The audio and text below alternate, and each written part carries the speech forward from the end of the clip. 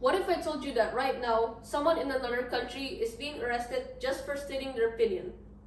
Well, that's how it is in many parts of the world, like North Korea or China, for example. And it's not just those two countries either. There are lots more of them out there giving out this punishment to their people, other than the ones that I've just mentioned. Every day, people in these countries live in fear, knowing that a single sentence, a social media post, or even a quiet protest could lead to punishment. The very act of speaking the truth for them becomes dangerous. But luckily for us, here in Indonesia, we have something very valuable. It is a law that allows us to empower our voices. The freedom to use any method to seek, obtain, and share information about all kinds of topics. This means that we are free to express our ideas and thoughts through various medias, like books, art, writing, videos, and many more. It means that students can question, journalists can investigate, and ordinary people can join public conversations without fear. Well, that is what we call today as freedom of speech. Freedom of speech has an impact on many things.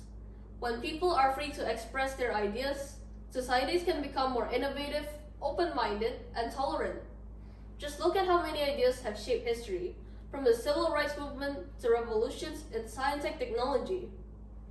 None of that would have happened if people weren't allowed to speak up about their ideas, or if they were silenced for doing so. Well, that's exactly what we need in generations like this. It is a foundation to building a society that's fair and constantly evolving. Just think of it this way. Climate change awareness grew because people were allowed to speak up and share their research about it. If it weren't for that freedom, we might still be ignoring the issue. It all starts with a conversation, a message, or a post that challenges what we thought we knew, and over time, those voices become movements. Though, even if it sounds great, it also needs to be handled with great responsibility. Words can heal, but it can also hurt just as much. We've all seen how words can cause bullying, arguments, or misinformation online.